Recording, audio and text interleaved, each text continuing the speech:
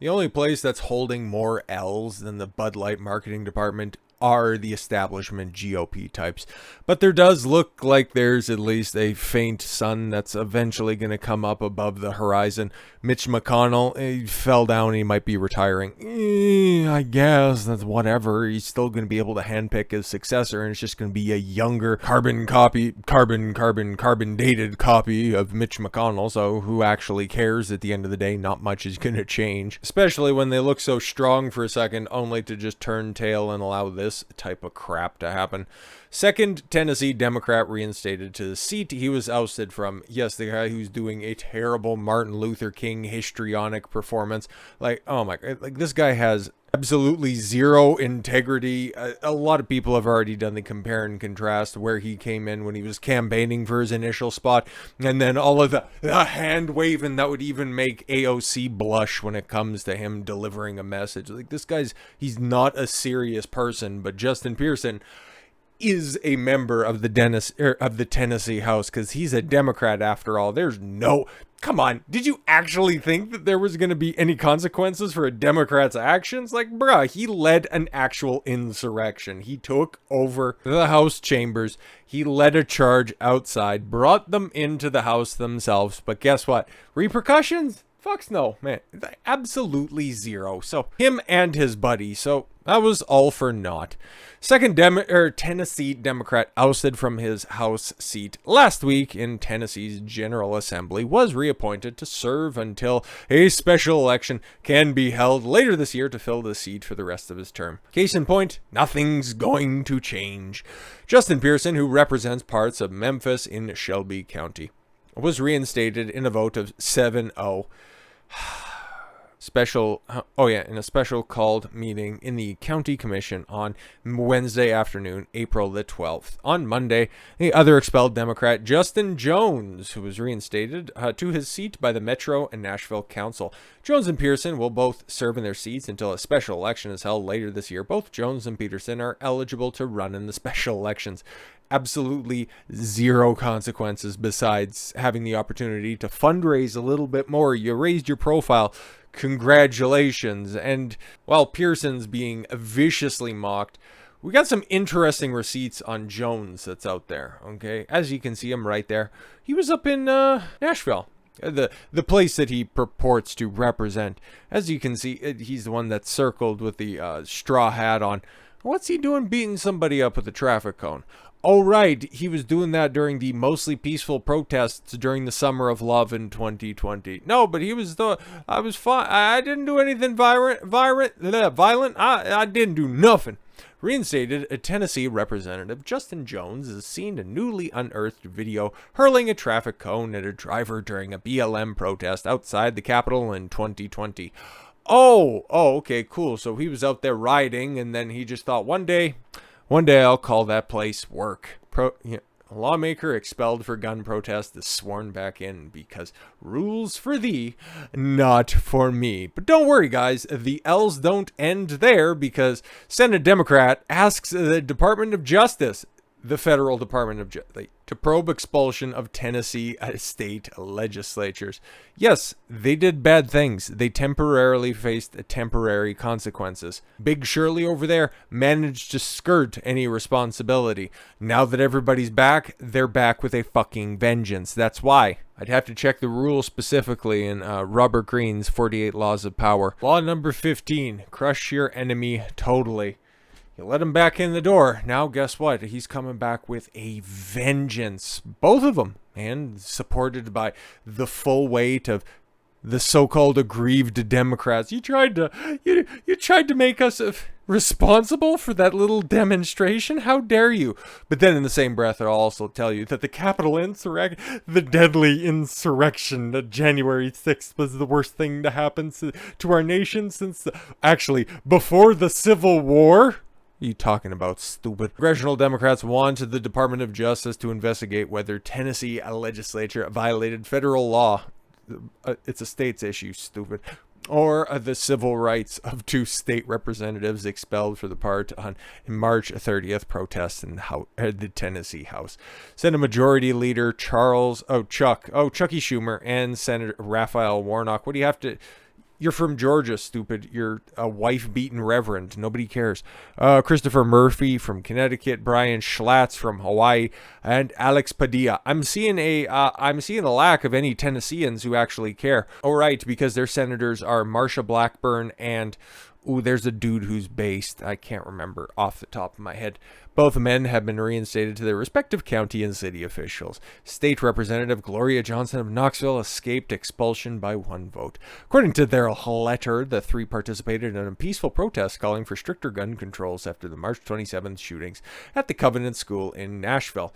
No, the letter claims that the state cited minor procedural violations as pretextual excuses to remove democratically elected representatives. This is damaging our democracy. Don't check the facts or anything like that. Please come down with the full weight to that Department of Justice.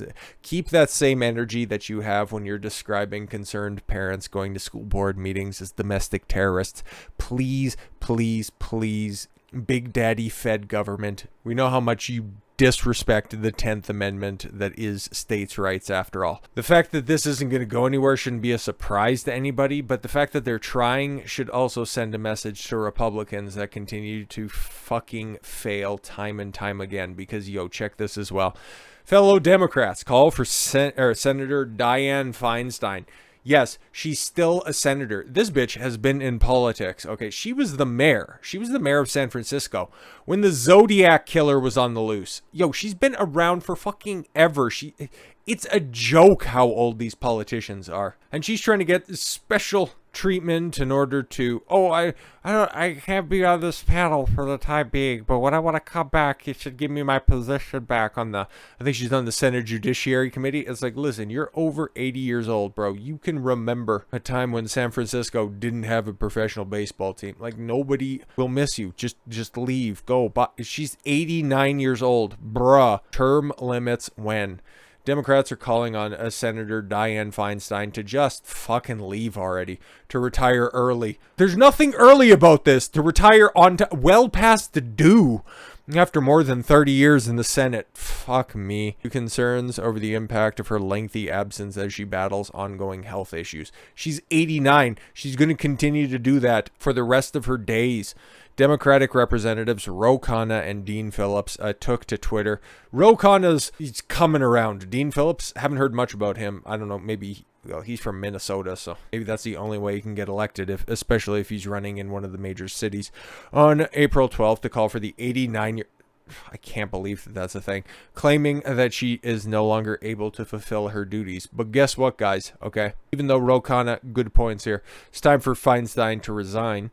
We need to push the country ahead of personal loyalty. Well, she has had a lifetime of public service. None of it really great because, holy fuck. This is when I first, it's like, wow, that Dianne Feinstein was actually mayor at the time. The Zodiac, he was running wild in the 60s and she was the mayor. She was the mayor of San Francisco at that point in time. Meaning that wasn't her first stop on the political ladder. She was a part of the San Francisco Six that also emboldened Jim Jones. You know, Jonestown Jim Jones? Yeah, that guy. That and when the SFPD and the LAPD were working together in order to try to track down and find the Zodiac killer. Her dumbass decided to hold a press conference and release specific details about the type of unique shoes that the Zodiac killer was wearing. The police departments didn't release that to the public, and then that ended up severing the working relationship between the LAPD and the SFPD, probably leading to the reason why it's still an unsolved case. Fucking moron. And then what? She was rewarded with 30-year stay in the Senate? She was 6.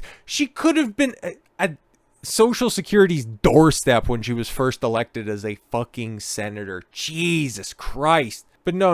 All of those legitimate concerns, well, how about this, okay? Nancy Pelosi will raise you 2 drinks and suggest that the calls for Dianne Feinstein to resign are sexist. Are you...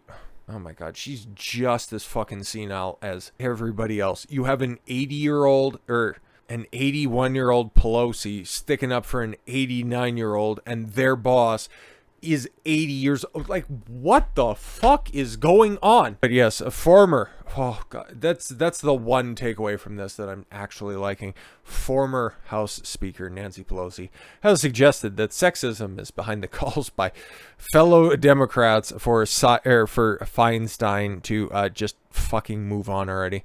Feinstein has been absent from the Senate since February when she was diagnosed with shingles. Several House Democrats have called on Feinstein to resign, while Pelosi on Wednesday puts forward a rebuke of those voices, suggesting that sexism was at play. Guess what, guys, though? This is the Democratic Party at large, and these are some of the oldest figures that are up there just dragging out the same old tired talking points. Play stupid games, win stupid prizes. Embrace identity politics. That's what you fucking get. That's why there's such a logjam up at the top of this stupid party. It's interesting to me why there's a little olive that's in your drink all the time. I don't know what political agendas are at work that are going after Dianne Feinstein that way. I've never seen them go after a man who was sick in the Senate that way.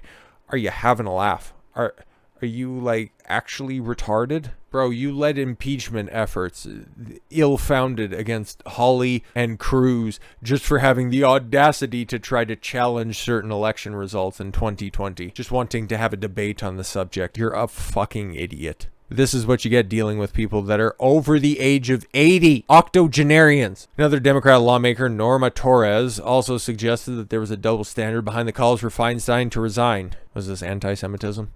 When women age or get sick, the men are quick to push them aside. She's 89 years old. She hasn't been to work since February. It's April, for Christ's sakes. When men age or get sick, they get a promotion. We'll talk to your boss about that, she added, without providing any specifics to support her claim, because there aren't any. It's just absolute psychobabble. But you know what's even more pathetic about this? The Republicans fucking lose to this type of nonsense.